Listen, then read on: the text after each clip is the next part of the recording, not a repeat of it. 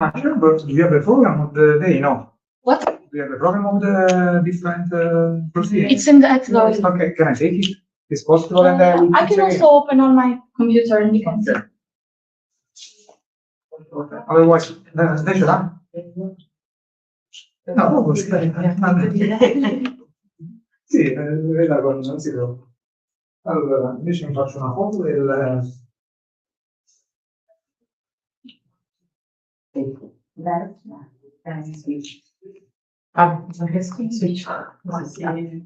è uscito da fuori. Sì, no. Ah sì. No. Okay, no more. If you want, I can also use a photo. This is ready. Yes, The room is already open, so if you want to start with the first one. Okay, let's go for the camera. I have to see. No? Yeah, the camera is that Non c'è nessuno. So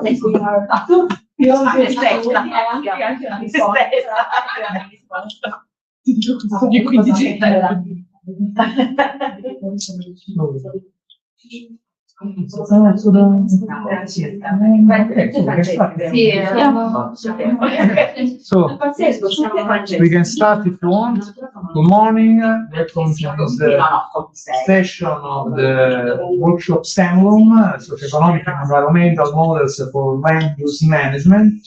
So the aim is to take into account the different models and also methodologies that have been proposed that have been developing for trying to reduce the subsiding, also to deal with the problem of the climate change, and also the assessment tools that are proposed in order to try to contrast this phenomenon.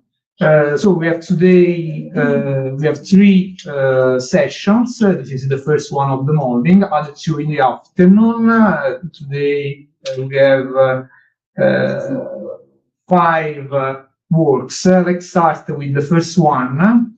The title is Holistic Sustainability Evaluation, Preliminary Phases for a Methodology Application in DOCS DORA, Turin. The work has been developed by Cristina Coscia, Francesca Pasquino, Elena Pregonara, and Chiara Senatore, and it will be presented by Professor Cristina Coscia and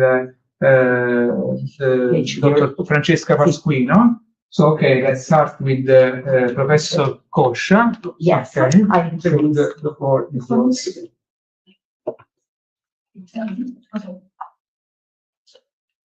Sedere qua proprio, Cioè, devi stare proprio così, perché sennò non sento. Va bene qua? Sento un po'. Sì.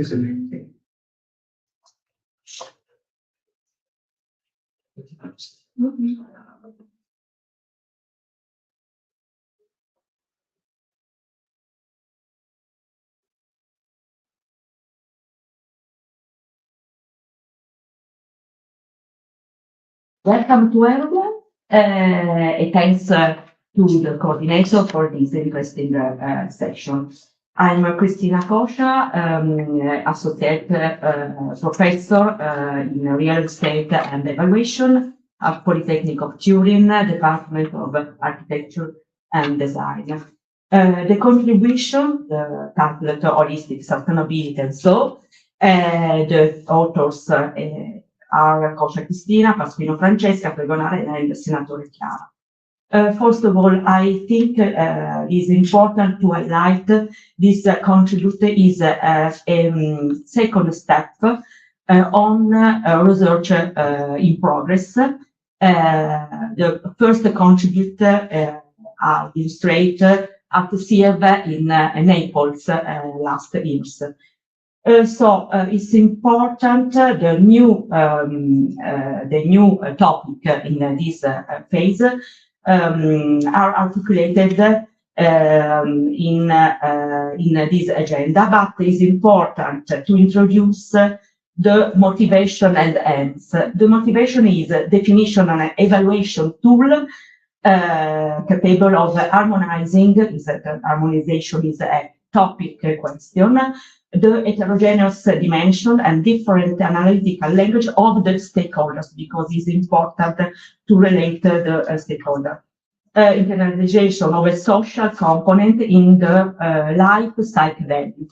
I think the interesting is the interrelation social component and life cycle value. Hence, to propose a methodology capable of harmonizing financial, economic, environmental, and social, but important to relate, to support the decision-making process and during a multiple scale, urban and architectural transformation and diverse scales.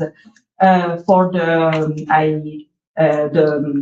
framework and the methodology illustrated by PhD student Francesca Pasquino. Francesca. Good morning, everyone. So our methodology is a complementary one, which means that we evaluated these three different impacts, the economic, the environmental, the social one, with three different tools: the life cycle costing, the livelihood cycle assessment, and the social return of investment. And then we harmonize their indicators with the multi-criterial analysis, the HP model, which with that we gave weight to different indicators, and then because of that we were able to rank in the different options. In this discussion, we will focus on the social sustainability. So our methodology is divided in 6 steps. The first one is identification of the problems and the goal. The second one is identification of the option. The third one is identification of the criteria indicators and the assignment of the weights. And we are right now in this phase. And then the further steps will be the analysis of the option, the scoring and the ranking of the option, and the interpretation of the results. So right now we will explain our case study, which is the regeneration of the Dox Dora in Turin, with 3 different scenarios, and then with a different indicator for each impact. So the Dox Dora complex is located in Barriera di Milano district, which is a very important neighboring Turin because it's close to the city center, but at the same time there is a lot of complexity because of immigration and because of security. At the same time, there are going to be the new metro line, and so this neighbor in this area is talked in the policy agenda and the urban agenda. That's one of the main reasons which will be the case study. So the complex was built between 1912 and 1914 with a technology of energy system, which was very important at the time and was an industrial activity, a duty-free warehouse. After that, it lost this industrial advocacy and it became a commercial activity, cultural space, workshop, and so on. So it's a very important industrial heritage adaptive reuse for the city of Turin. It's important because it's adjacent to a green area, the Pecei Park, which is one of the few green area in the neighborhood. So this is important because we were able to work in architectural scale and a urban scale and work with the connection with the territory. So because of that, we were chosen with SWOT analysis, 3 different scenarios. The first one is the market hub, which is the last transformative of the 3 scenarios, because we will have just indoors, outdoor spaces, and a restaurant area.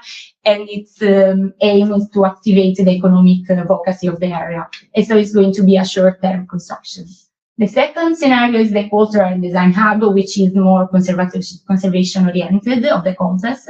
It's going to be a multifunctional hub with the street art for the artists that already work in the complex, and with a new open-air theater for the community. So we will improve the urban permeability between the complex and the territory. And this is going to be a medium-term construction.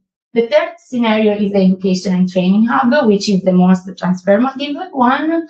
And we will maintain the permeable areas in the ground floor with the workshop and commercial activity. but the upper floors will be changed into a training facility with co-working spaces and workshop, especially for the international community, because we already said that it's an area with a lot of immigration. And so this is going to be the long-term construction. So the economy, sustainability, and the environmental one is not the focus of this particular paper, because we already talked about it in NAPO's conference. So the economic sustainability was just measured with life cycle costing, with indicators that are pre-stabilized by the norms, and these are the same things that happen with environmental sustainability and with life cycle assessment. So for our focus, which is the social sustainability, we will use the SROI, the social return of investment, which is a methodology divided in 6 steps: the established scope, identify the stakeholder, the mapping of the outcomes, the evidencing the outcomes and giving them a value, the establishing the impact, the social impact, which is the phase that we are right now. And then after that, we're going to be calculating the SROI ratio and the reporting. So a very important part of the SROI is the theory of change, which establishes that the stakeholder must be engaged from the step 1 till the step 6. So because of that, we analyze the stakeholders that are important for us with chia method and Salles model, which so we divide the stakeholders based on their power, their legitimacy, and their urgency. Because of that, we are different kind of stakeholders, like the users that use the complex, the local government, the cultural organization, and the property, which is private for this case. So thanks to semic structure interview, workshop, focus group, we were able to engage the stakeholder, and so we were able to present these outcomes that are 6, as the table shows. And for each outcomes, we were able to give different indicators that will establish if the outcomes will be, we will do the outcomes or not. So every indicators will have different financial proxies, and this is a very important part of the SROI method, because there is not standardized indicator or norm. So this is one of the criticalities, because there is an element of subjectivity. We can use like data set from the government, like the market values or the average household expenditure, or use different kind of method to establish the financial proxy, like the willingness to pay or the opportunity cost in our case. So after that, we will want that the indicator will have to grow their really possibilities. So we use the adjustment factors. In this case, we use just the dead weight factor and the drop-off factor for these indicators. So as already mentioned, there are different criticalities for this methodology. The first one is definitely the heterogeneity of indicators, like the measurement, the scales, the different methods that we are using. And so this is going to be a complex to compare the different tools. And it can become like a different complex methodology and a complex application. Another part that we already mentioned is the complex monetization of the social impact for the SROI, because there is an element of subjectivity.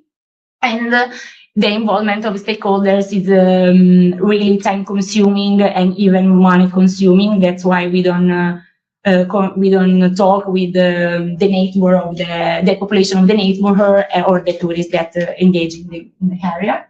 But we have already think about the further development, like the operational application. We have to complete all the steps of our frame or our methodology for this case study. So the use of HP for the game, for weight the various indicators. And of course, validating the methodology and be able to to give this method a replicability. So that this method is going to be more easy for this decision making to use in the future. So this is the main bibliography and steps. Thank you very much. So thank you very much for this. On this element. Don't worry. For this presentation, I'm back. Okay, in order to see, I don't know if there are any questions online or in the classroom. Okay, only a consideration, because I find very interesting this presentation, especially for the problem that concerns, for example, the SG, no? That now it's the issue, the topic, especially for the problem of the S. Now this is the issue, the current issue, because for the environment, we can use as proxy maybe the costs for energetic intervention, retrofit intervention, whereas for the social, there are any proposal of criteria. So I found very interesting so the way in which you try to objectivize the criteria, now using this financial proxy. Only a question for the market trend.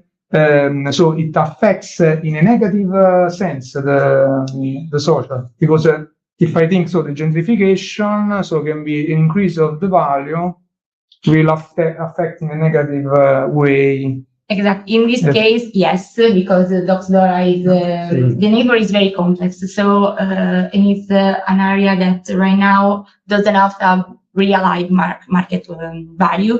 But since the other area in Turin are increasing their prices, of course, more people there are going there because there are only the house that they can afford. So because of that, is going to be generation the people that are living there that are not. They don't have like a very high income cannot stay there anymore, so they're going to go outside of these neighbors. So that was an issue of the people that. Very interesting. Whereas for the willing to pay, there are questionnaires. Yes, exactly. Yes, exactly. Only for these two, actually, because for the other you find the financial proxy. Yes, so yes, very objective way. Very yes. Thank you very much. Thank you very much. Thank you very much. No, thank you for this presentation. Very interesting. So let's go on the next one. That is a methodological framework for identifying compromise solutions in complex urban spotting conditions. The work has been developed by Pierluigi Morano, Deborah Nelli, Emma Sabatelli, and Francesca Fariello, and will be presented by Dr. Francesca Fariello. Okay, that is here, so the floor is yours.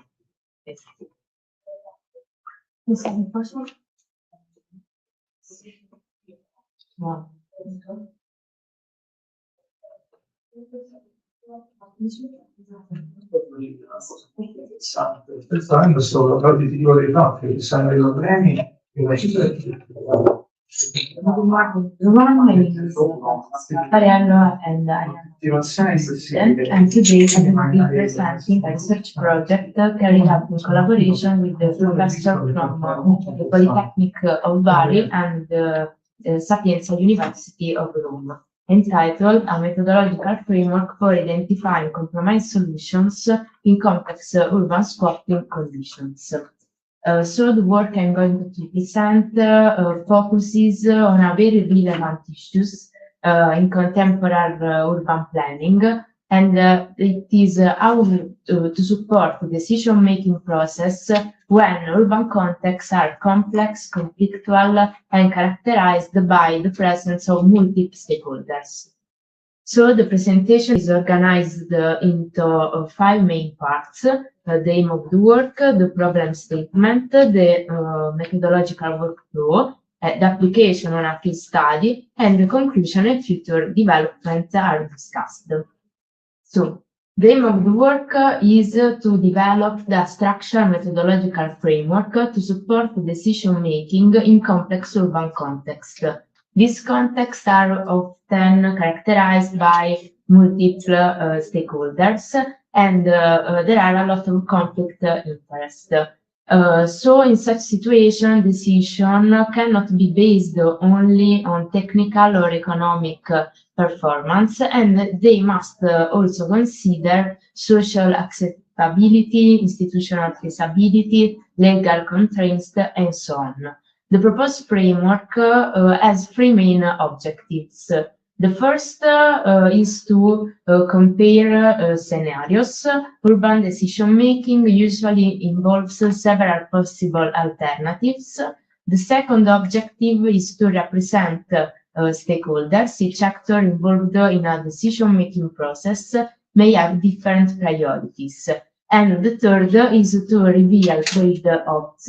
Every urban choice produces advantages from some actors and potential losses for others. So, in this sense, the evaluation is not considered only as a technical procedure. It becomes a support for negotiation, transparency, and collective reasoning. The starting point of the research is the recognition that traditional evaluation tools are often insufficient when applied to complex urban decision problems. So many conventional approaches tend to simplify the reality. However, urban transformation are much more complex than this.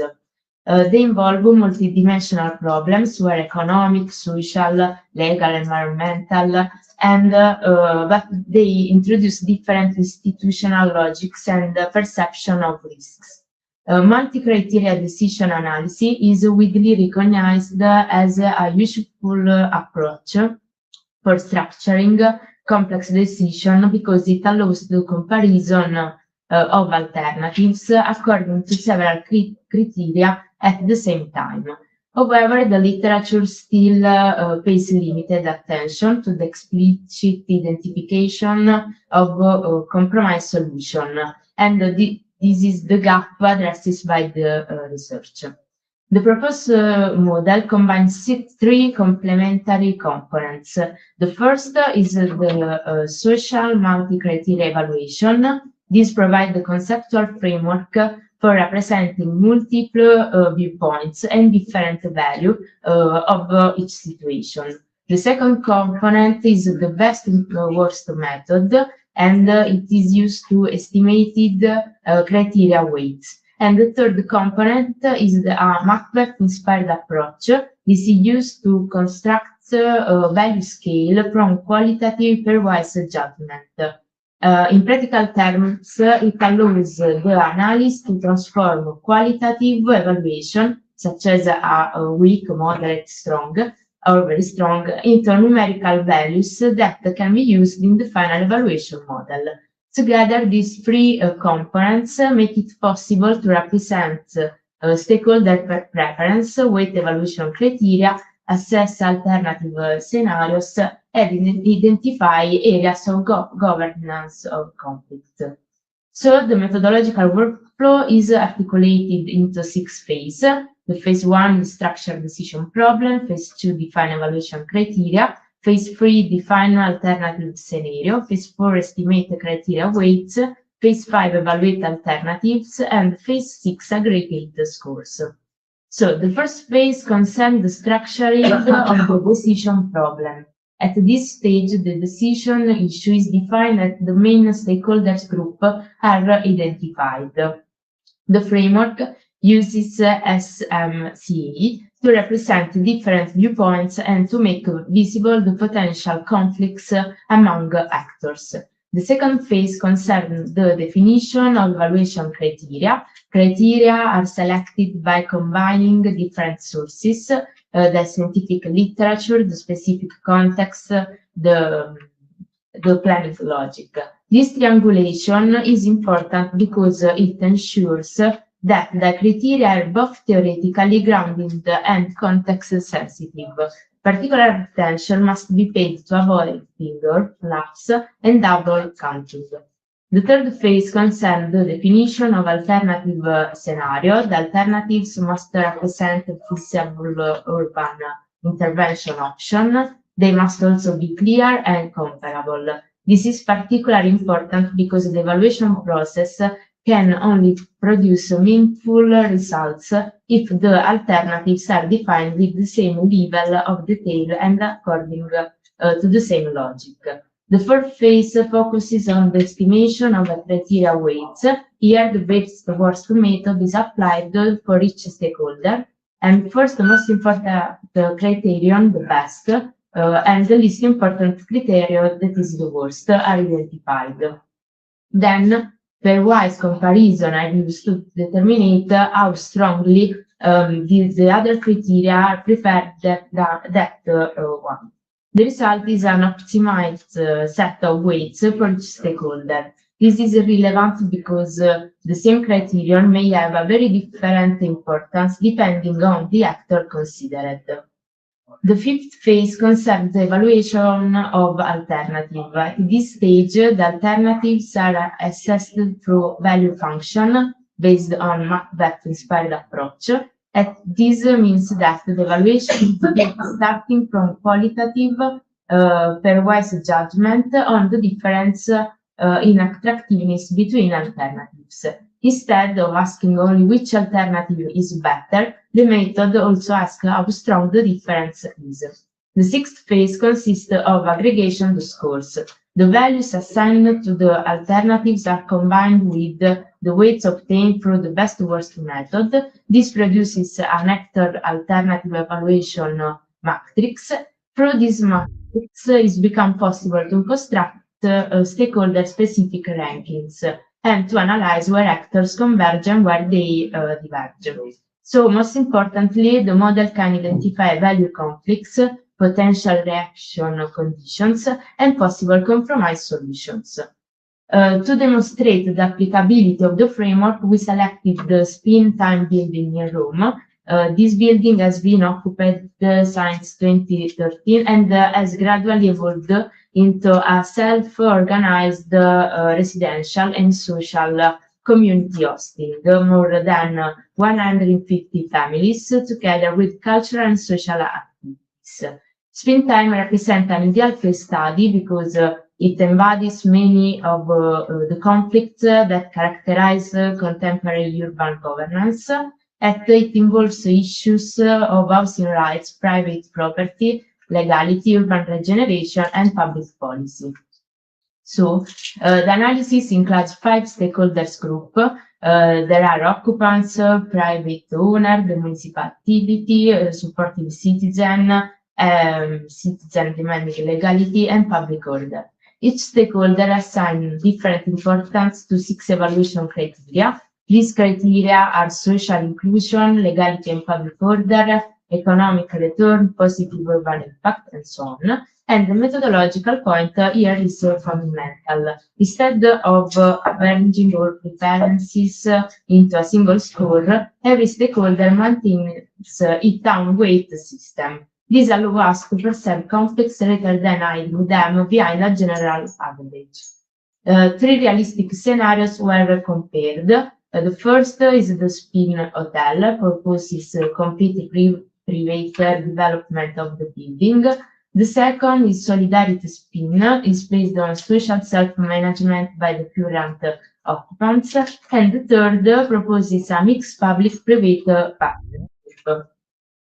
The result clearly show the value of the proposed framework. The first 2 scenarios generate strong polarization. The private redevelopment scenario is unacceptable for occupants and supportive citizens, and conversely, the solidarity scenario is strongly rejected by the private owner and by citizens prioritizing legality and public order.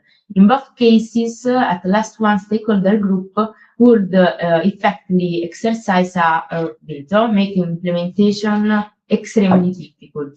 The mixed scenario, however, performs differently, although it's not the preferred solution for every stakeholder. It is the only alternative that receives positive evaluation from all groups. In other words, it represents the least constant solution. To conclude, this research proposes an integrated methodological framework that combines social multi-criteria evaluation, the best-worst method, and a Macbeth-inspired approach. The framework supports decision makers by explicitly representing stakeholder preferences, revealing trade-offs, and identifying compromise solutions that can realistically be implemented. Of course, the study also presents some limitation. Stakeholder preference work reconstructing using secondary source rather than direct interviews, and the framework would benefit from additional empirical application. Future research will therefore focus on direct stakeholder participation, dynamic preference modeling, and incorporation of uncertain analysis. Thank you for your attention. Okay. Presentation. Any question? Yes, thank you very much. Thank you very much. Very interesting and very strictly linked for other contribution. My question is, before the phase of evaluate alternative, which mapping model stakeholder did you use? And if the differentiate for the rules or localization, the stakeholder. The group? Yes, the stakeholder group, or quindi the model, the mapping, because the identification is different by localization, by rules, or other criteria. Yes. My interesting. Okay. Yes, I think that the group of stakeholders, depending on the local city or what we can evaluated, and so the combination of stakeholders can generate different scenario. Okay.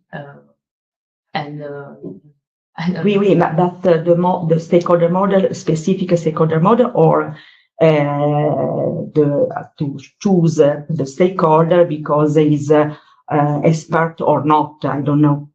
Yes, stakeholder okay. expert for this. Okay. Yeah. Thank you. Thank you very much. So because I have a question that is connected to this. So, and in this way, you have also applied this convergence and divergence method in order to verify the answers of the actors. Which kind of analysis of, because you have not specified of a convergence and divergence of the... Okay, so it's a way to... but you have for the considered, expert, I think, no? It's okay, very important. according to to expertise by, okay. Yes. Because the different... Thank you. Say, very Thank you very much. Thank you.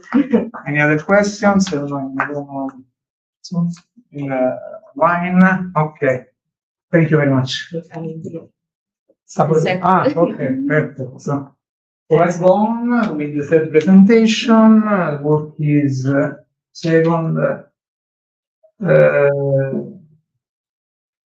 So a methodological approach to assessing the territorial impacts of industrial decarbonizations on real estate values. The work has been developed by Luigi Morano, Felicia Diritto, Francesca Fariello, and Marco Locuccio, and will be presented again by Francesca Fariello. So the floor is yours.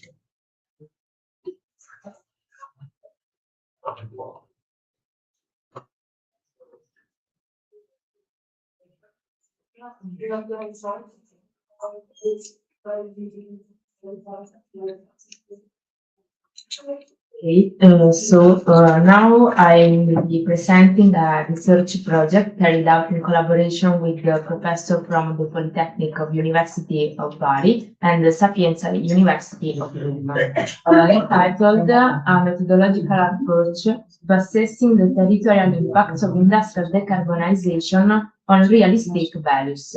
The work that I'm going to present today focuses on the relationship between industrial decarbonization scenarios and territorial transformation with the real estate market dynamics.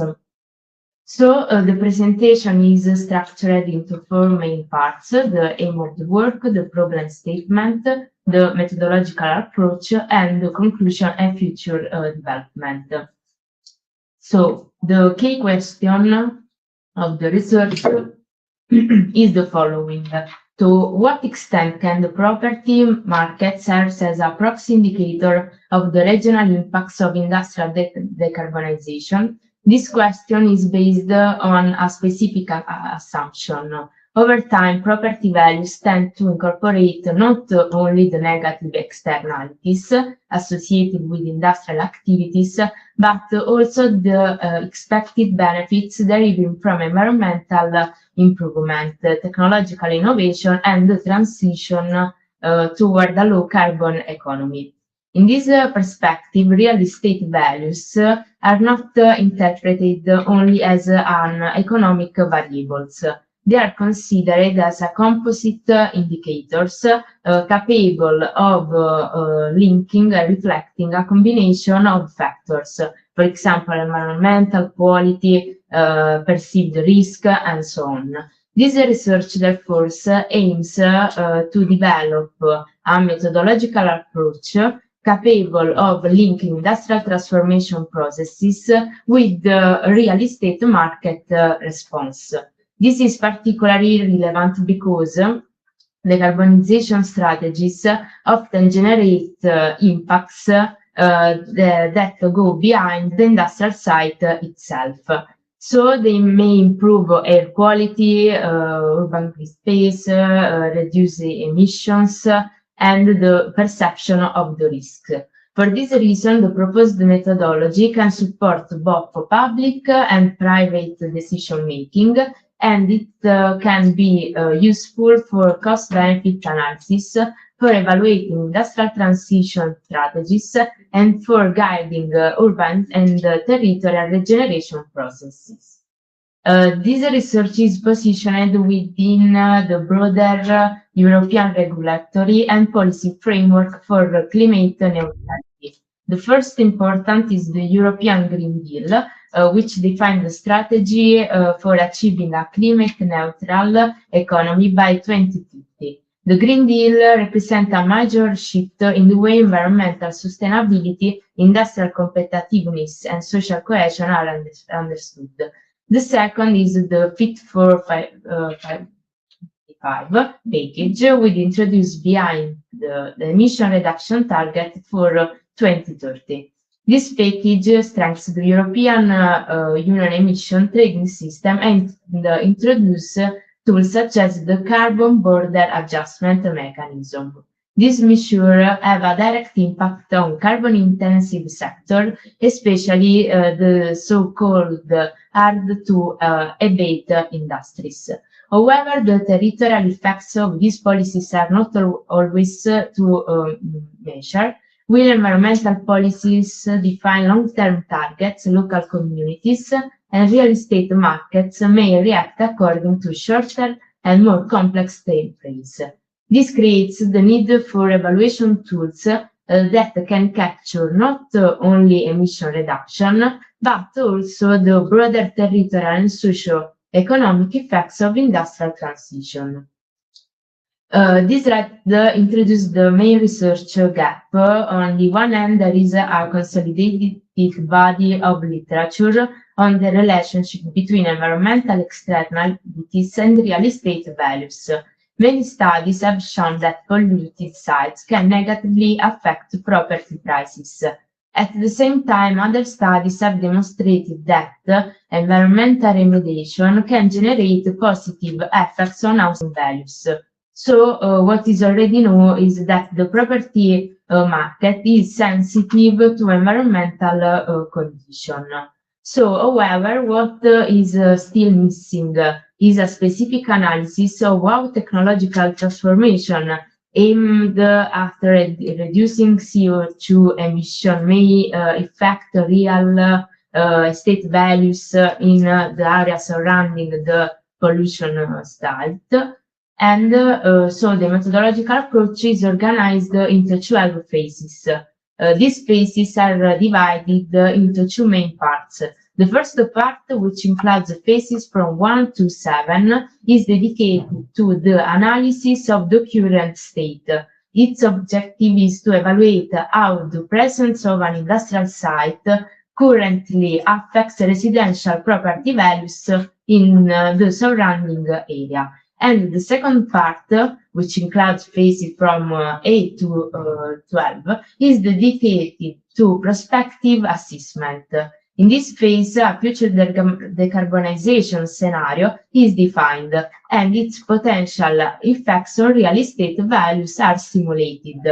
This distinction is important because it separates the empirical observation of existing market dynamics from the simulation of future possible impacts. The logic of this methodology is therefore sequential. First, the current relationship between property values and territorial variable is estimated.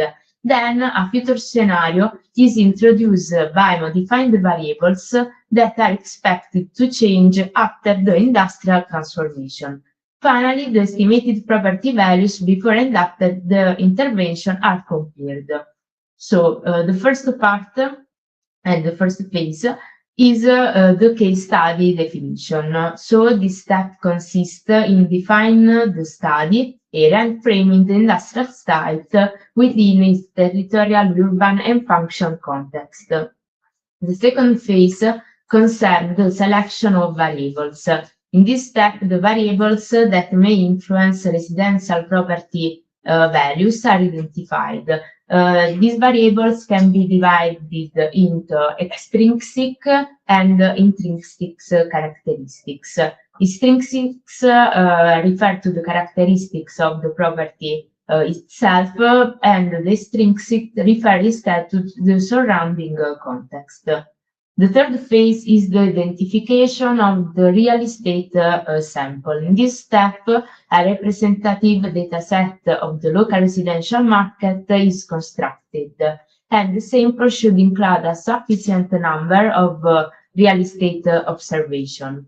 The fourth phase is to georeferencing of the collected data. This is a key step because the relationship between industrial site and property values is strongly spatial. By georeferencing the real estate observation, it becomes possible to analyze distances, spatial patterns, and proximity effects. The fifth phase consists in the application of the economic technique. The aim is to estimate the relationship between the property values and the selected variables. In this framework, the econometric model is used to isolate the effect of different characteristics on housing prices. And the model makes it possible to evaluate how much each variable contributes to the formation of property values. The sixth phase concerns the critical analysis of the empirical findings, and the result of the econometric technique must be interpreted not only statistically, but also in relation to the territorial context. The seventh phase is the validation of economic results. These steps aim to assess the robustness and consistency of the model, and the result should be coherent with theoretical expectation, with the scientific literature, and with the specific characteristics of the case study. The eighth phase opens the second part of the methodology and concerns the description of a transformation scenario related to decarbonization. This scenario may refer to a planned intervention, for example, the decarbonization, an ongoing transformation, or a future industrial strategy. It should describe the technological, environmental, and territorial characteristics of the decarbonization process. The ninth phase concerns the identification of variables that are potentially subject to change in the transformation scenario. Not all variables included in the current state model will change after the decarbonization intervention. The focus is instead on two extrinsic variables that may be affected by the industrial transformation. The 10th phase consists in the determination of expected real estate value in future transformation scenario. In this step, the econometric model derived from the current state is used to simulate the future property values.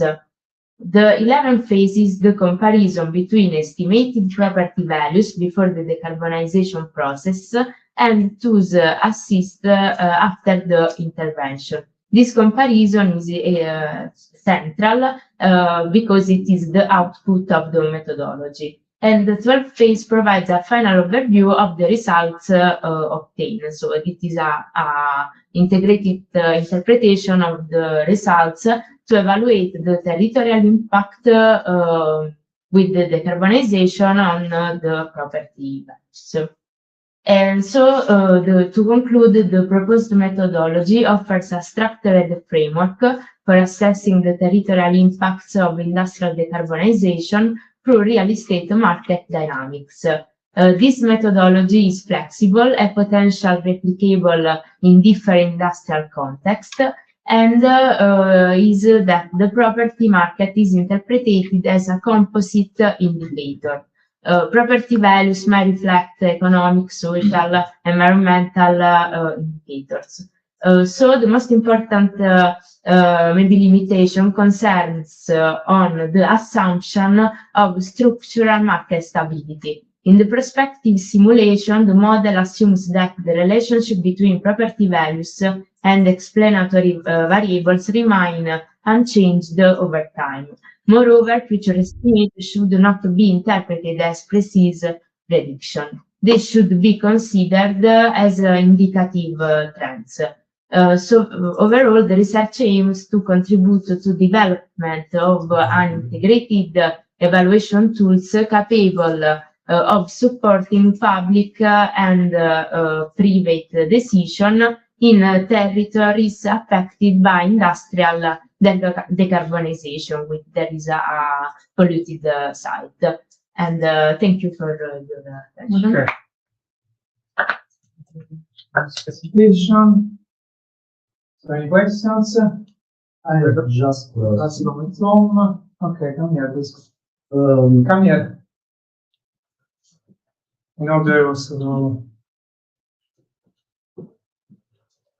So, are there any case studies where the decarbonization is currently underway, and where the methodology could be applied?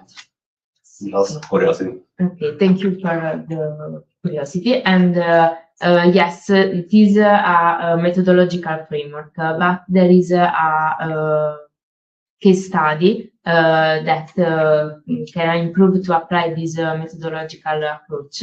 That is the city of Taranto, located in the south of Italy. And there is a steel plant that's called ex-Ilva, and in which the decarbonization process is in progress. And so I can try to apply this methodological framework for future.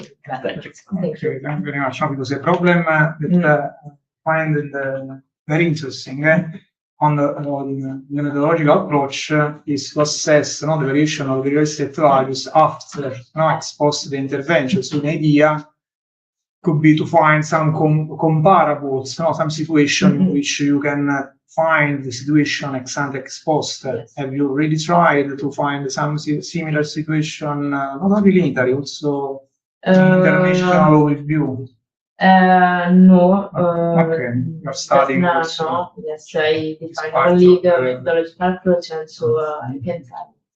Okay. So thank you very much. Now I think that we have two presentations online. Sorry, come back on the.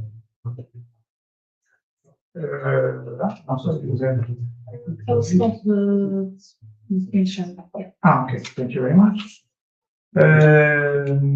So we have just a second. The fourth presentation.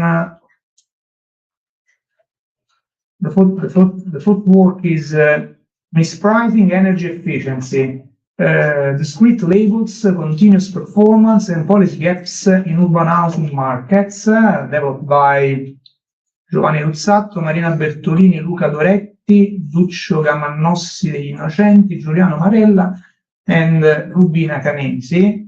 I don't know, I see Dr. Luzzatto online. Yes, I'm here in the virtual room. Good morning. Good morning. We don't hear you. You don't hear me? No. Maybe I don't know if it's a problem of the. Yeah, because I'm hearing here. So it's a problem of this laptop. Yeah, maybe it's. Okay, so I think maybe just a second, Giovanni, sorry. Yes, of course. This one maybe. Here. No, because the.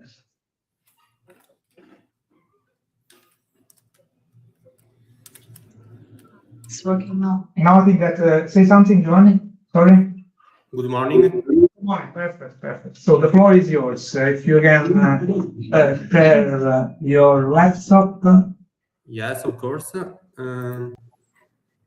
Perfect. Thank you. Okay, well, give me a while. Yeah. We see. So you can start. The floor is yours. Okay. Well, good morning, everyone. My name is Giovanni Luzzatto, and today I'm pleased to present our paper titled Mispricing Energy Efficiency, Discrete Labels, Continuous Performance, and Policy Gaps in Urban Housing Markets. Well, before moving to the research question, let me briefly introduce the broader project behind this paper. The study is part of the Everest project, which focuses on the relationship between energy efficiency and residential real estate market in the Veneto region in northeastern Italy. The broader aim of the project is to understand how residential markets price energy efficiency and how this evidence can support the public policies, improve market transparency, and increase stakeholder awareness. Within this broader framework, the paper focuses on a more specific issue, whether green premium estimates change depending on how energy efficiency is coded in the model as a discrete EPC label or as a continuous performance measure. Well, this issue is particularly relevant in Italy, where the residential building stock is old and still largely inefficient. According to official data, the lowest energy classes, so E, F, and G, account for about 65% of all energy performance certificates issued. So, within the certified building stock, energy efficiency is still the exception rather than the rule. In this context, price signals matter, because if buyers reward energy-efficient homes, owners may have stronger incentives to renovate. But however, if the market responds mainly to class thresholds rather than to actual energy improvements, renovation incentives may become distorted. For this reason, understanding how the market values energy efficiency is relevant not only from an academic perspective, but also for renovation decisions, real estate valuation, and the design of effective energy policies. So the concept we use to study this mechanism is the so-called green premium. By green premium, we mean the price premium that market assigns to an energy-efficient dwelling compared with an otherwise similar but inefficient one, all other characteristics being equal. This premium may reflect several factors, for example, expected savings on energy bills, lower future costs, lower regulatory risks, possible access to incentives, and also a broader perception of quality, comfort, or sustainability. Therefore, the green premium is not only about direct energy savings, it also captures how the market interprets energy efficiency as a housing attribute. Well, energy performance certificates are designed to make this energy efficiency visible and comparable across properties. From a theoretical point of view, the mechanism is straightforward. So lower energy consumption should imply lower operating costs and therefore a higher property value. If buyers fully internalize this information, we would expect prices to follow a smooth performance gradient. In practice, however, buyers usually do not observe or process exact consumption values. They mainly see EPC letter grades that go from A to G. These classes are discrete and adjacent classes do not necessarily correspond to equal differences in energy consumption. As a result, moving from one class to another may be much more visible than improving performance within the same class. This leads to our research question of the paper. So, do housing markets price energy performance, or do they price EPC labels? And mainly, does the estimated green premium change depending on how energy efficiency is represented in the model? So to answer this question, we use a hedonic pricing model. The basic idea is that the price of a dwelling depends on a bundle of characteristics, such as, for example, location, size, number of rooms, building condition, property type, amenities, and also energy efficiency. This is important because energy efficient dwellings are often different from inefficient ones in many other respects. For example, they may be newer, better maintained, or located in more attractive areas. The model therefore allows us to isolate only the energy signal. In other words, after controlling for location, size, quality, and structural features, we estimate the price difference associated only with energy efficiency. So the core of the paper is the methodological choice concerns how energy efficiency enters the model. We estimate the same hedonic framework using two alternative representations. As you can see in the slide, the first specification is categorical. So energy performance enters through EPC class dummies with the class G as the reference category. This approach obviously is close to the way buyers observe energy information in the market, and its main advantage is that it allows the price schedule to be flexible, capturing thresholds, jumps, and possible non-monotonic patterns. The second specification that you can see in the right is the continuous one. Here, energy performance enters through representative values of non-renewable primary energy consumption, and this provides a benchmark that is more consistent with the idea of proportional capitalization of energy savings. In other words, it shows that what the price schedule would look like if the market valued energy performance smoothly.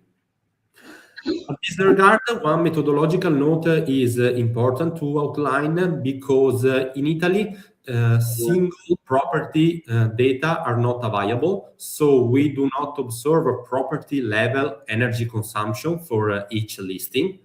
So EPC classes are mapped to representative class values that you can see in the slide. So the continuous specification should be interpreted as a stylized benchmark rather than as a direct and precise measurement of actual consumption. As I said before, the comparison between these two specifications is the core of our work. So the question is not only whether energy efficiency is capitalized into housing prices, but whether the estimated capitalization pattern changes when we move from a label-based representation to a consumption-based benchmark. Since the data, controls, and spatial structure are kept the same under the two specifications, any difference between the two price schedules can be attributed to the way energy efficiency is coded. So let's move now to the case study. The empirical analysis focuses on 6 provincial capitals of the Veneto region: Padova, Rovigo, Treviso, Venezia, Verona, and Vicenza. This setting is particularly useful because all cities operate under the same Italian EPC system and within a comparable regulatory and climatic framework. But at the same time, they differ in price levels, building stock composition, EPC distributions, and demand profiles. Well, our data consists of residential listings collected from online real estate platforms in January 2026. And after cleaning, filtering, geocoding requirements, and deduplication, the final sample includes 2,242 listings. In our framework, each city is estimated separately. This is an important part of the research design because local heterogeneity is not treated as a nuisance, but on the contrary, it is one of the aspects we want to investigate. Well, to sum up, our empirical strategy is organized into 3 different phases. So, as I said before, at first we estimate 2 semi-log hedonic models for each city, one with the categorical EPC labels and one with the continuous performance benchmark. Second, in each city, so in each statistical model, we test for spatial dependence because housing prices are spatially correlated. So nearby dwellings often share neighborhood characteristics, accessibility, amenities, and local market dynamics. For this reason, we use Moran-Sai and Lagrange multiplier diagnostics to select the appropriate model in each city, choosing below the classic ordinary least squares, the spatial autoregressive model, or the spatial error model. Finally, we compare the price schedules generated by the 2 representations of energy efficiency, city by city. This allows us to assess whether premiums follow a smooth performance gradient or whether they show threshold, jumps, or non-monotonic patterns. Let me now move to our results. So, on the left, you can see the results of the continuous hedonic model, and you can see that the main result is clear. Lower energy consumption is associated with higher housing prices in all 6 cities. The estimated marginal price effect of a 1-point reduction in representative non-renewable primary energy consumption ranges from about 5.3% in Venezia to about 9.2% in Rovigo. Then the selected spatial models remain the same across the 2 specifications of energy efficiency, but differ across cities, of course. So the spatial error model is selected for Padova, Treviso, Venezia, and Vicenza, while the ordinary least squares model is retained for Rovigo and Verona.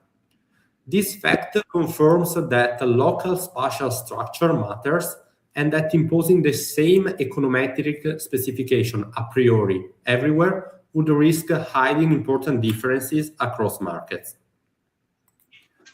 Now we arrive to the main contribution of our paper that emerges when we compare the 2 price schedules. So the continuous performance benchmark, that is the straight line in our imaging, and the class-based EPC premiums. So as you can see, Treviso shows the most coherent pattern because class-based premiums follow the continuous gradient quite closely, suggesting that in this city, EPC labels provide a market signal that is relatively aligned with the underlying performance benchmark. Padova is also relatively coherent, although the highest efficiency classes receive stronger premiums that the continuous benchmark would predict, particularly the class A and B. Verona and Vicenza represent intermediate cases because they show a positive relationship overall, but not a perfectly monotonic one. For example, as you can see in Verona, the highest premium is not observed for class A, but for class C. And in Vicenza, some adjacent classes do not follow the expected order. And finally, Rovigo and Venezia show the most irregular profiles, although for different reasons. So in Rovigo, you can see that high-rated properties may be perceived as relatively scarce, generating premiums that are not fully proportional to expected energy savings, but above these premiums. In Venezia, Instead, price formation is strongly influenced by location, of course, prestige, historic value, architectural constraints, and tourism-related demand.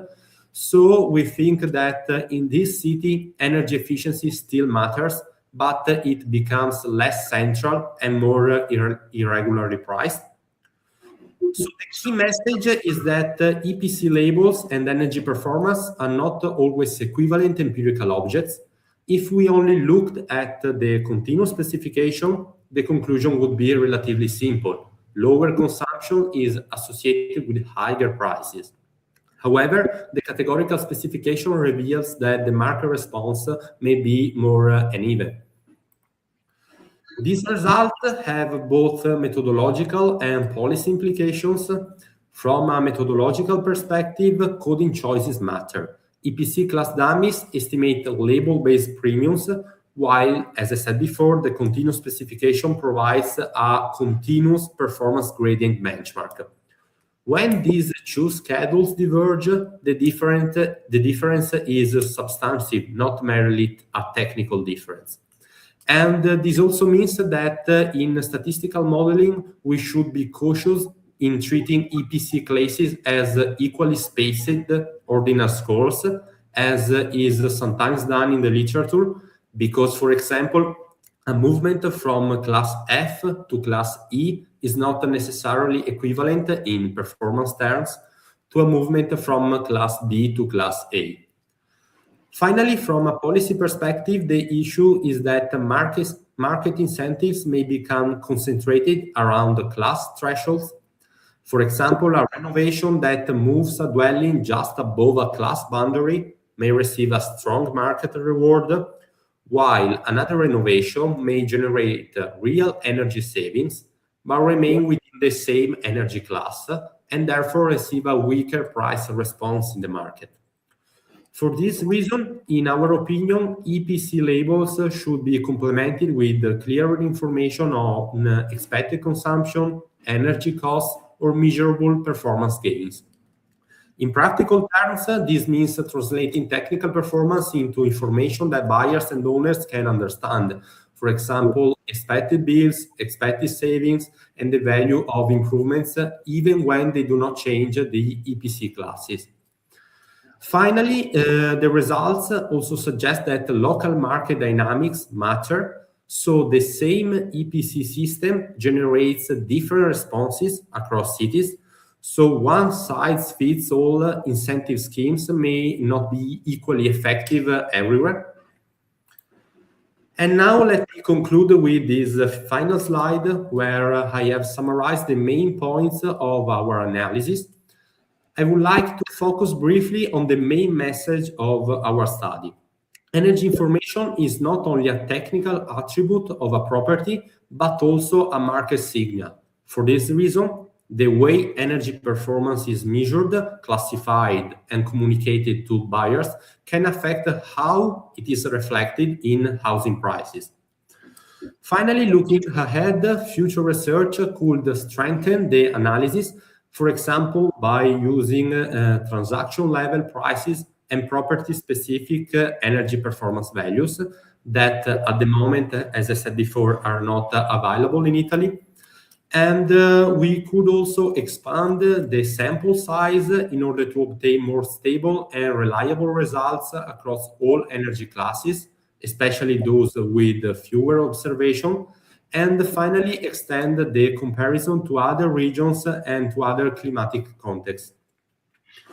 I have just finished, so thank you very much for your attention.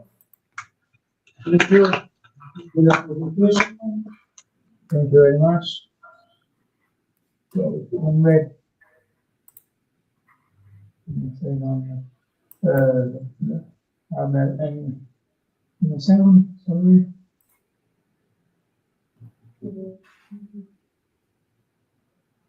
Okay. So thank you very much. I don't know if there are any questions in the classroom or at home. So online, at home, in studios, the office. Okay, I find very interesting this presentation that highlights the absence of sometimes, in some cities, of the correspondence between the EPC labels and the effect energy performance gradient that you have in terms of energy consumption. So maybe it could be, the work can be actually useful also for define the different threshold for the different labels. It can be used to have a reference in order to adjust these labels, the labels that are considered by the normative. Only a question about the hedonic model that you have developed, how you have considered in the model the different letters, a curiosity of the EPC labels, so how they enter in the database, in which way, like, I don't know, dichotomic variables, I don't know which one. Yes, as dichotomic variables with G as the reference class.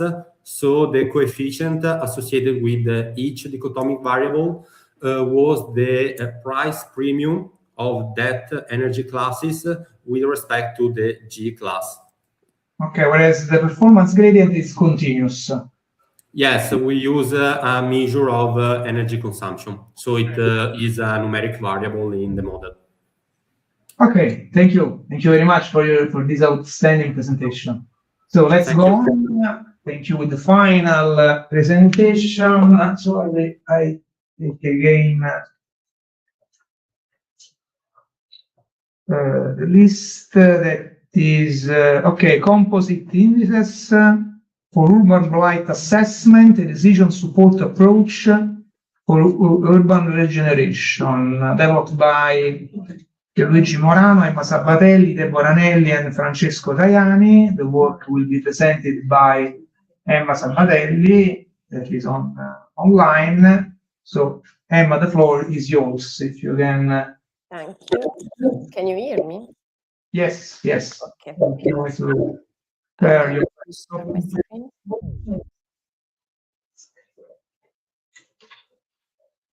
Okay. Can you see my screen?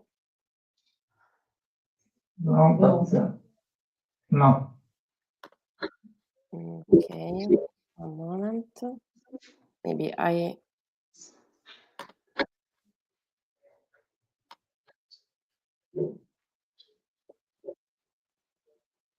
Do you see? No.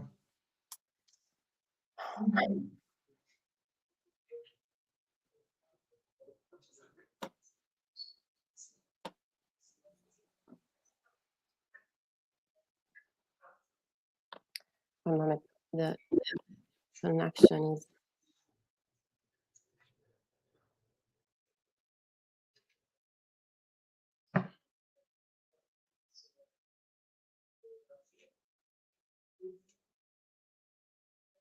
I can cover this one, yes? Yes.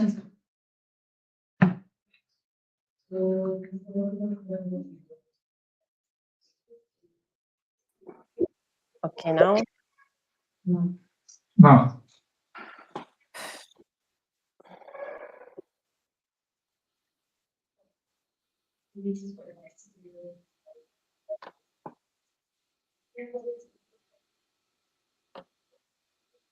What do you think that is a problem of laptop?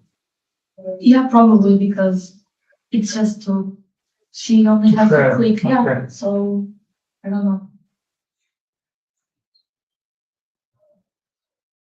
It's my problem. Yes, we think that it's a problem of your laptop, but because otherwise you can send can I go on internet, on the web, from this laptop? So open it, maybe. If send me a minute the presentation, so I will open and I will follow you during the presentation if you don't manage. Otherwise, we can try again. No? Okay. So you send me? Yes.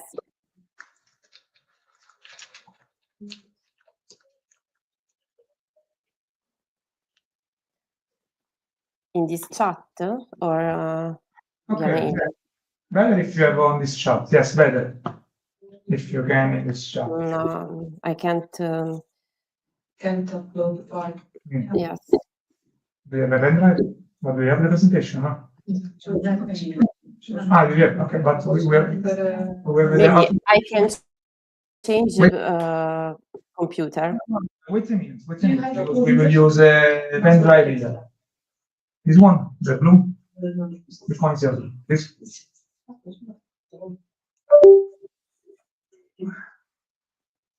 On the second, It was PDF. Yeah, it's fine. it's okay, so we will upload the PDF. In order to allow you to perform your presentation, just stay on, the schedule is time. Maybe you can reduce the time of your presentation, okay? If you manage in 10 minutes.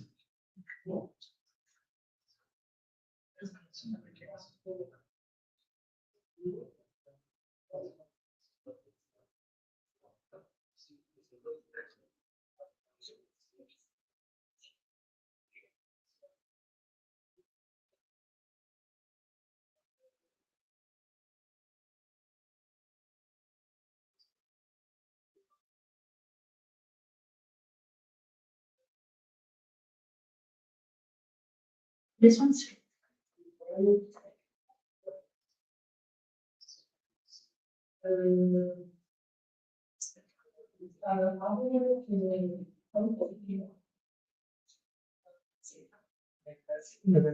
The screen, yes. But, No?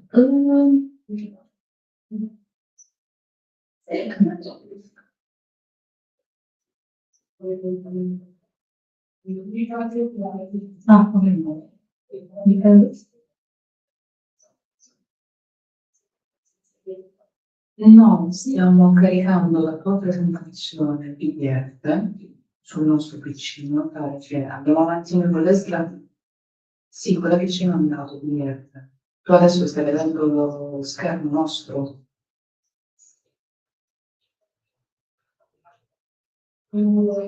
Va bene? Let me check.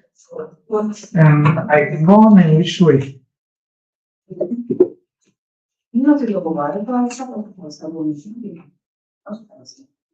So here I will click here. No, now we go here, Okay, and this one. this one. Yeah. And I go on its way. Yeah. Okay, perfect. So, okay, Emma, I will follow you. I'm your assistant now. Okay? Do you hear me? Sorry for the problems. Tell me when I have to go. Okay. Okay, so good morning everyone. I am Emma Salatelli and I will present this work with Professors Pierluigi Morano, De Moranelli and Francesco Tajani. So you can go. So, yes. Okay, so this research starts from the concept of urban blight, which represents a relevant issue for the contemporary cities. In this work, urban blight is not considered only as visual decay or urban disorder, but as a technical and multidimensional concept. So it is linked to interaction of physical, environmental, economic, and social criticality. These three dimensions are closely interconnected, and in this context, so within this framework, urban regeneration represents one of the main policy tools used to mitigate urban blight. In recent years, it has become increasingly integrated into global, European, and national policy and funding frameworks, which promote integrated intervention on vulnerable urban areas.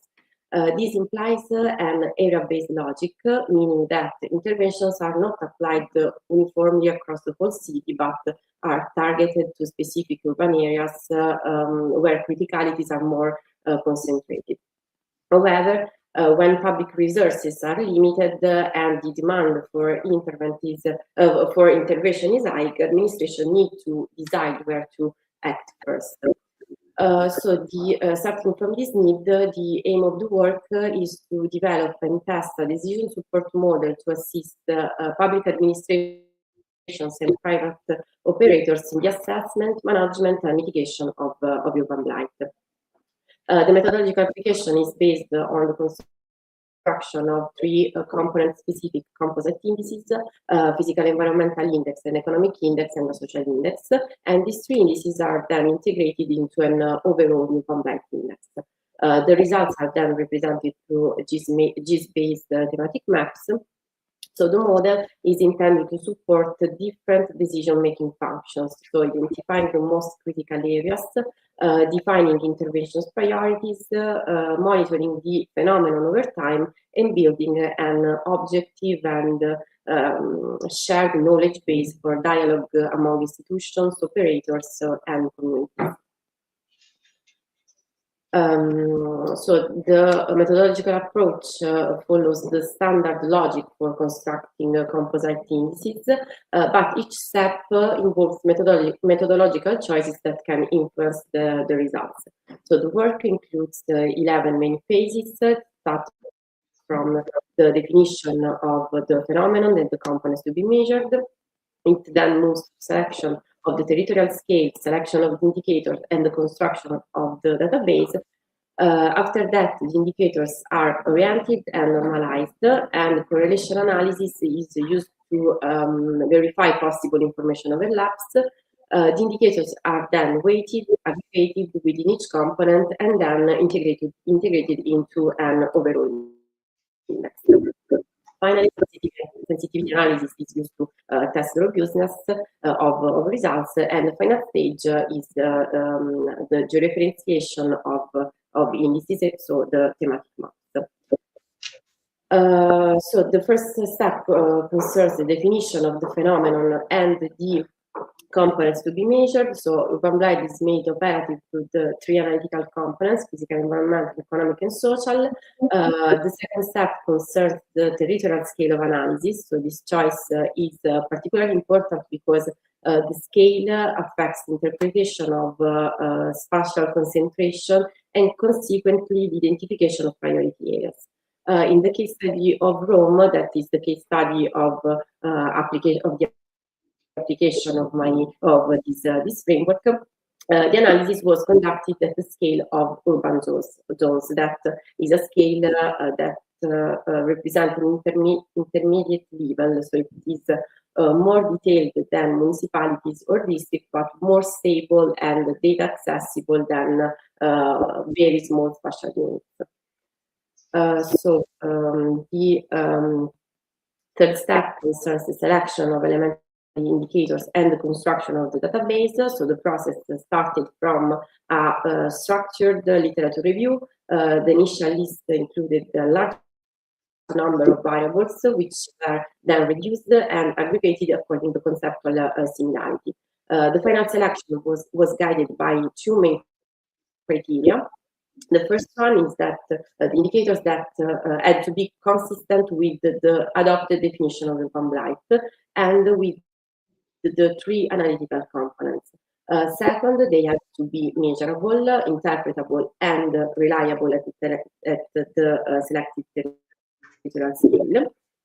And then the final database includes finally 20 elementary indicators. So 6 for the physical and environmental component, 7 for the economic component, and 7 for the social component. Once indicators were selected, the next step was normalization. So this phase is necessary because the indicators are expressed in different units of measurement. But before normalization, the polarity of each indicator was defined. This is made in order to clarify whether higher values indicate higher or lower levels of urban blight. This orientation is essential to make indicators coherent with the same assessment framework. And these indicators were normalized using the min-max technique, which transforms all values onto a common scale between 0 and 1. The fifth step concerns correlation analysis that is carried out separately for each component of the indicators. Pearson's correlation coefficient was used to identify possible informational overlaps before weighting and aggregation. This phase refined the indicator system because pollutant emissions were removed because they were perfectly correlated with unsorted municipal waste, while the other correlated indicators were retained because they captured complementary dimensions of the phenomenon. So as a result, the system was reduced from 20 to 19 variables. So going on, the step concerns indicator weighting. In this study, the entropy method was adopted to assign weights in a data-driven and replicable way. The logic is that not all indicators have the same capacity to distinguish among urban zones. So if an indicator has a very uniform distribution across the city, it provides limited information for differentiating territorial units and receives a lower weight. Conversely, if an indicator shows greater variability, it is considered more discriminating and receives an higher weight. This choice makes the weighting process less dependent on subjective judgments and more directly linked to the structure of the data. Then the weighted matrix is used for within component aggregation that is performed through TOPSIS, that is a distance-based multi-criteria method. It evaluates each urban zone by comparing it with two theoretical reference profiles, so a maximum urban blight profile and a minimum urban blight profile. Since all indicators were previously oriented toward urban blight, higher values indicate higher level of criticality. Therefore, the positive ideal solution corresponds to the combination of the highest weighted values, while the negative ideal solution corresponds to the combination of the lowest weighted values. So for each component, TOPSIS calculates the relative closeness of each urban zone to these two profiles. The result is a score between 0 and 1, where higher values indicate greater proximity to the maximum urban blight profile. So after building these three component indices, the next step is the construction of the overall urban blight index. So the three components are aggregated using a simple arithmetic mean. This choice assumes equal conceptual relevance of the physical, environmental, economic, and social dimensions, and to avoid introducing a second level of weighting that could be arbitrary. However, the overall index shouldn't replace the component indices because its role is mainly to support territorial prioritization, while the component indices remain essential for diagnosis. Then sensitivity analysis was performed to test the robustness of the model with respect to indicator weighting. So a one at a time process was adopted. The next step concerns georeferencing and cartographic representation. So the three component indices were classified into quintiles, producing 5 relative urban blight classes for each component. The results were then represented through these thematic maps, and these maps are important because they make spatial patterns immediately visible. So the 3 maps shows that the components are only partially overlapping. The overall map represents the synthesis of the 3 component indices. So the overall index is useful for priority setting because it identifies the areas where criticalities tend to converge. However, urban zones within the same class may have different profiles because, for example, 2 areas may both show a high overall level of urban blight, but one may be mainly driven by social and economic fragilities, while another may be driven by physical and environmental deterioration. This distinction is crucial from a decision-making process perspective because the overall index helps identify where attention is needed, but the component indices help to understand why that area is critical and which dimensions should be addressed. Okay, to conclude, the last phase is the validation through scenario simulation, so an evaluation ex ante. To conclude, the framework produces 4 main research outputs: a georeference database of urban blight indicators, 3 component indices, and overall urban blight index and thematic maps. So these outputs have a decision support value because they help identify critical areas, define intervention priorities, interpret local vulnerability profiles, and create a shared knowledge base for dialogue for among different actors. The framework can be useful for public administrations, private operators and investors, or local communities, and more specifically, it supports a transition from diagnosis to possible policy orientations, because the assessment results allow us to identify recurring vulnerability profiles based on the different combination of criticalities. And this profile don't prescribe a specific solution, but they can inform a broad place-based direction for urban regeneration. So in this sense, the model helps to move from measurement to decision making, because it shows where urban blight is more intense, why it takes different forms, and how regeneration strategies can be better aligned with the local needs. So thank you for your attention, and sorry for this problem.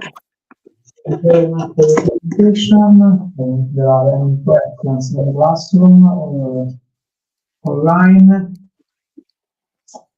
Okay, perfect. Thank you, Emma. So we have finished our first session of the SEM room. We will see again in the afternoon in order to continue. So I think these works concern how to support decisions, also to improve quality of life, take into account environmental aspects. If I think about how to take into account the energy efficiency, the urban degradation, also the effects of the pollution, and also to take into account the social aspects in the new projects, in new interventions in the territory. So we're curious to see the following presentation that we have in the afternoon. So see you later, and thank you very much for these relevant presentations. Goodbye.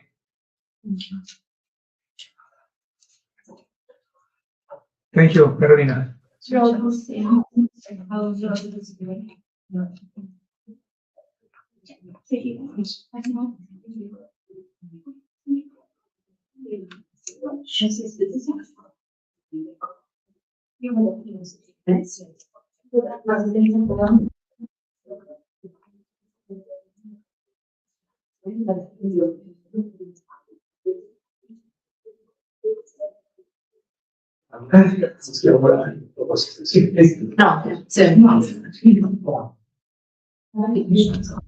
Prendere sempre le domande solo per tirarvi una stress test. Certo.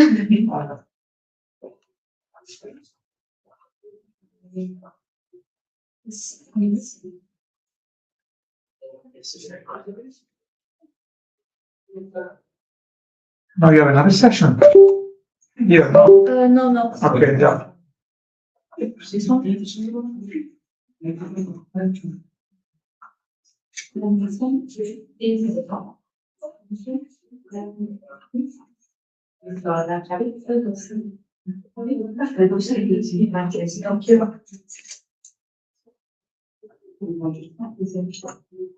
Guardavo ieri, no,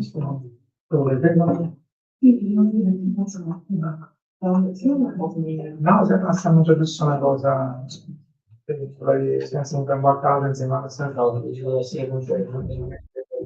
sta portando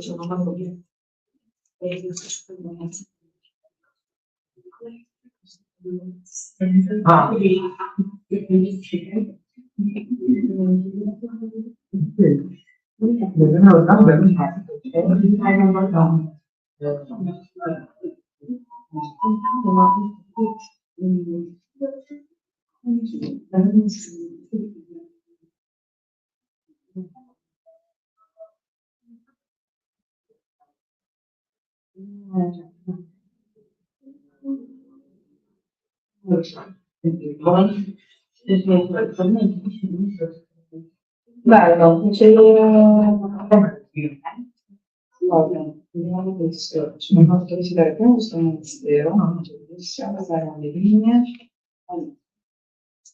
Molto buono, questa era tutta l'interno della mozione, c'è il ministero. Sorry, thank you very much, Corina.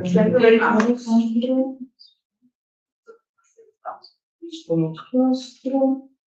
Come spostare? Allora, questa sempre estesa e poi abbiamo adottato un po' l'area circostante che poi sono qua dove non si può verificare.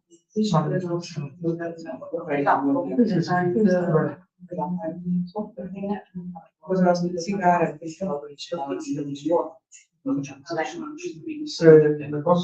Solo c'era di Masenza, si iniziamo di lavoro e poi non c'è perché questo mi pare che sia leggermente è alle 7, no? Anche ieri dovevamo fare. Mi pare uguale, c'è un po' tanto che se poi non è stata questa qua. Però c'è il Adesso c'è proprio prego. sì, allora, No, ok.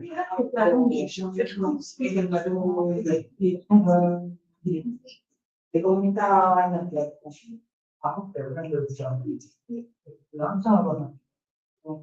No, mi sta dicendo, no, che volevo continuare.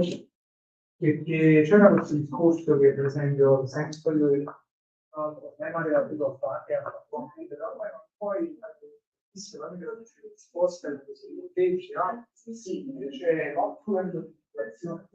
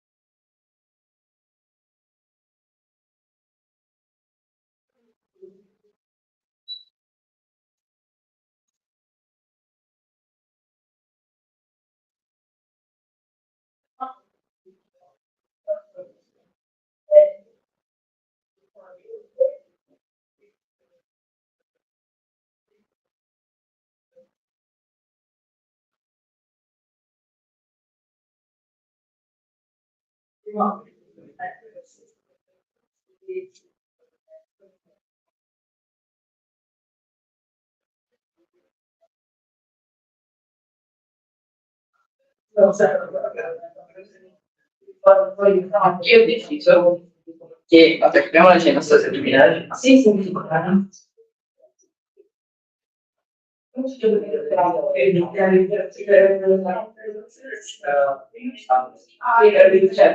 Sono dei posi.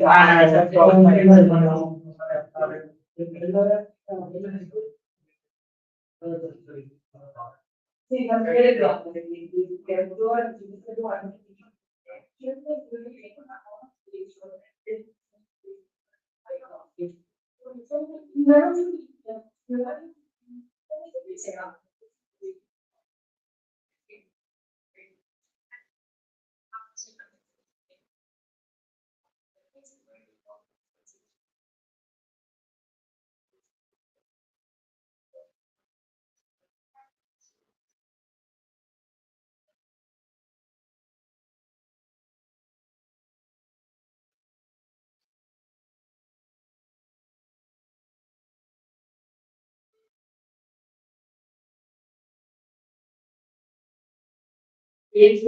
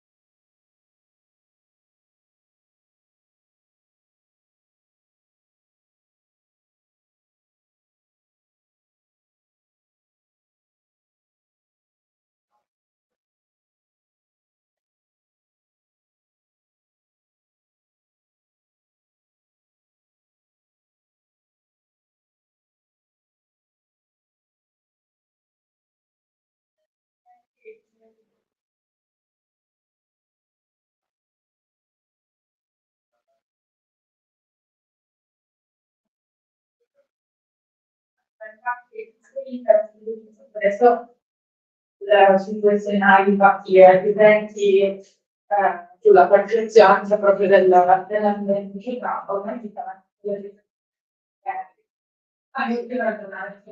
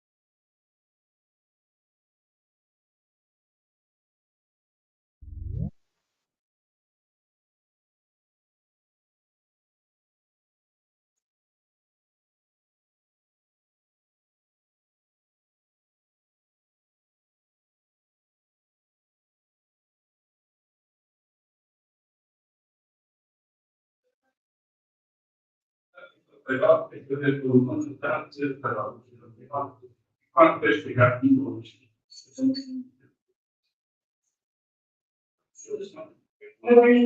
paese non ci siamo messi a andare da peso. Se si vede tanto